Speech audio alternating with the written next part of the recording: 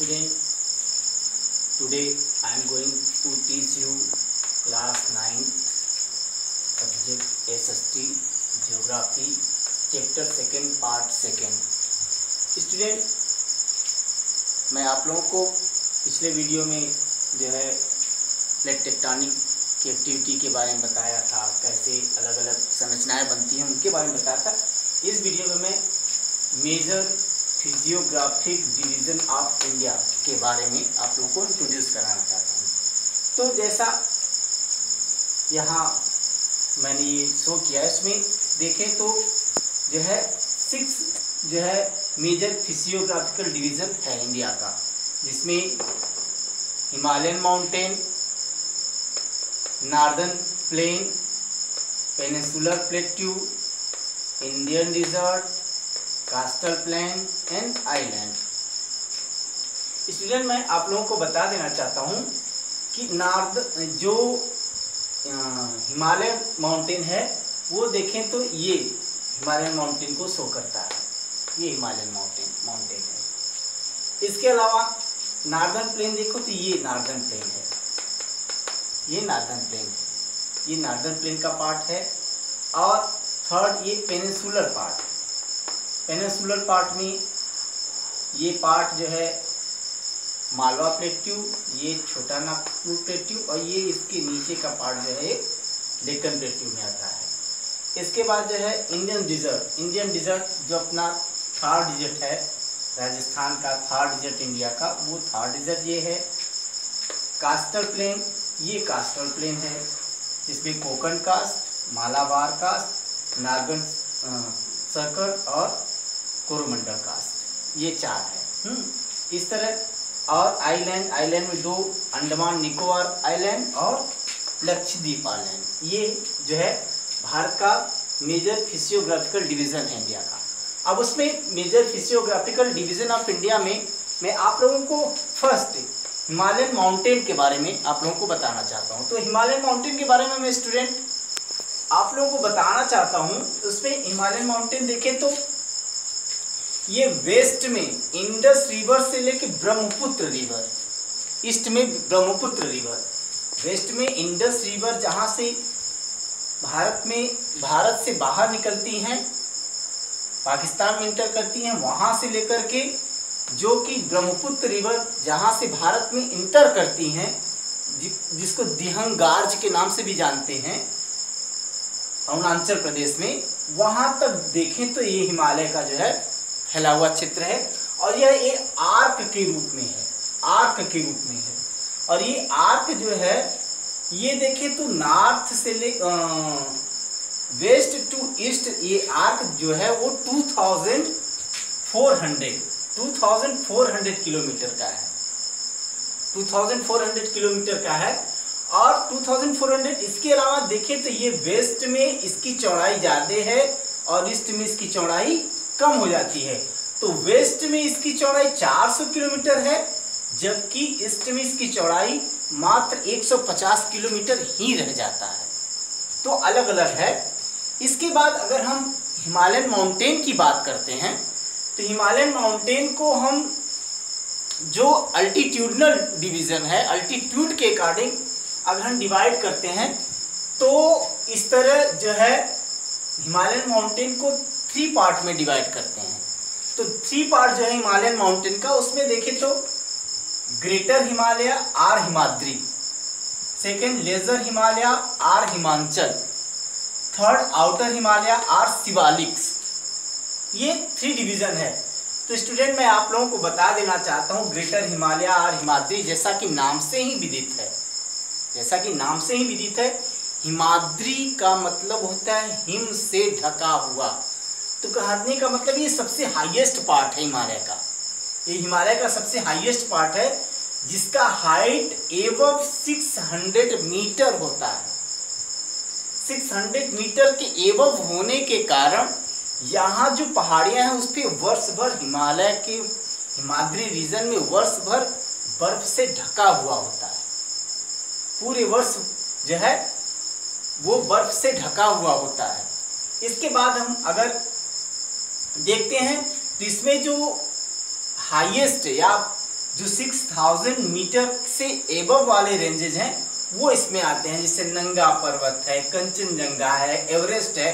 पूरे वर्ल्ड का सबसे हाईएस्ट जो माउंटेन रेंज है एवरेस्ट, जो कि यहाँ लगभग पड़ता है, और कंचनजंगा जो कि यहाँ पड़ता है। तो ये कंचनजंगा इंडिया का सबसे हाईएस्ट पीक है और एवरेस्ट जो है वर्ल्ड का हाईएस्ट पीक है। दोनों जो है हिमालय की हिमांचल ग्रेटर हिमालय या हिमाद्री रेंज में आते हैं, और जो नागा पर्वत है वो इधर आता है। तो ये इस तरह के जो पर्वत श्रेणियां हैं, उसके अलावा भी बहुत सारी पर्वत श्रेणियां हैं जो कि हिमाद्री में आते हैं। बहुत सारी पर्वत श्रेणियां हैं, उसमें देखें तो आपके नोटबुक में भी स्टूडेंट होगा एवरेस्ट, कंचनजंगा, मकालू, धौलाधर, आप इसको देख सकते हैं। आपके नोटबुक में भी, आपके बुक में भी, एनसीईआरटी के बुक में भी ये जो है दिया गया है, तो ये हम उसको पढ़ लेंगे, इसके बारे में पढ़ लेंगे। हाँ, इसके बाद मैं आप लोगों को लेज़र हिमालय के बारे में बताना चाहता हूँ। तो लेज़र हिमालय स्टूडेंट, जो लेज़र हिमालय है उसकी चौड़ाई देखें तो लगभग 50 किलोमीटर चौड़ाई है, और ये 50 किलोमीटर चौड़ाई है, और इसकी ऊंचाई देखें तो 3700 मीटर से लेके 4000 मीटर की ऊंचाई तक ये पाया जाता है, जो कि ग्रेटर हिमालय से कुछ कम हाइट में होता है, लेकिन आउटर हिमालय से ऊंचा होता है। और इस तरह इसमें कुछ महत्वपूर्ण जो पर्वत श्रेणियां पाई जाती हैं वो पीर पंजाल है, धौलाधर है, और महाभारत हिल्स है।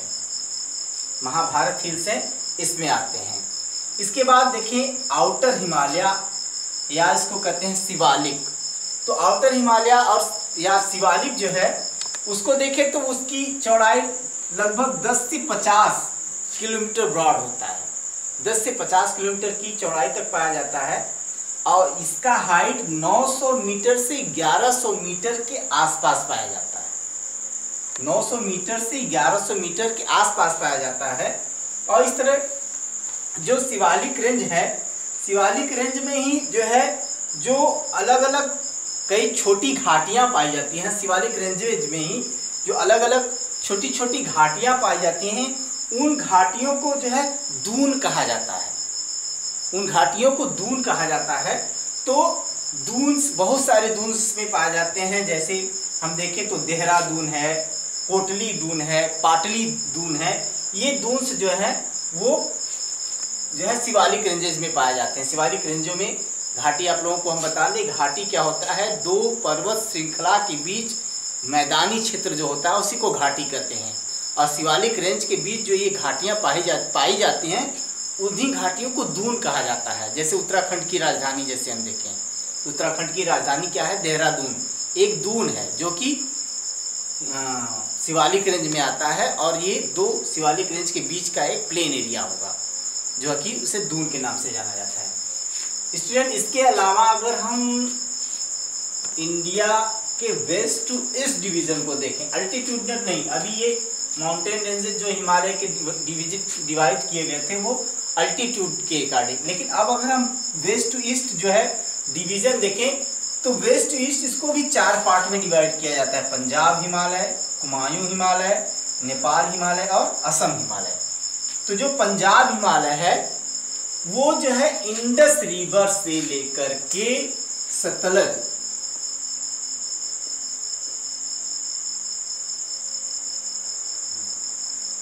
रिवर के बीच का जो क्षेत्र है, इंडस रिवर से लेकर सतलज रिवर के बीच का जो क्षेत्र है उसे हम पंजाब हिमालय के नाम से जानते हैं। उसी तरह अगर हम सतलज रिवर से लेकर के काली रिवर तक देखें तो सतलज रिवर से काली रिवर के बीच का जो क्षेत्र होता है वो कुमायूं हिमालय का होता है। और काली रिवर से लेकर के टिस्टा रिवर, काली रिवर से लेकर के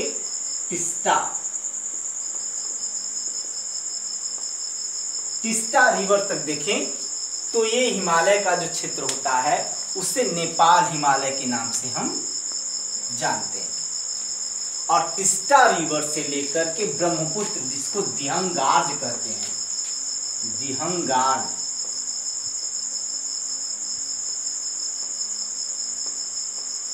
दिहंगार्ज कहते हैं, वहां तक का जो क्षेत्र होता है उसे कहते हैं असम हिमालय।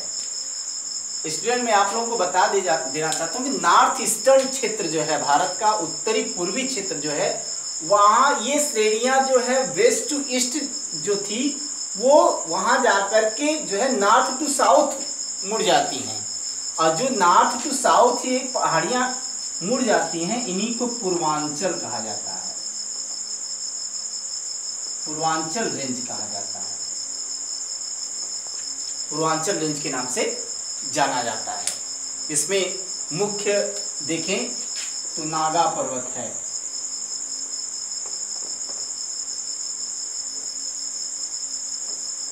नागा पर्वत जो कि यहाँ की एक जनजाति है, उसी के नाम पर ही रखा गया है नागा पर्वत। तो यहाँ नागा पर्वत पाया जाता है। तो इस तरह हम देखें तो आज की वीडियो में स्टूडेंट बस इतना ही। हमने आज major physiographical division of India के बारे में पढ़ा, और उसमें भी major physiographical division of India में हमने माउंटेन, हिमालयन माउंटेन के बारे में पढ़ लिया।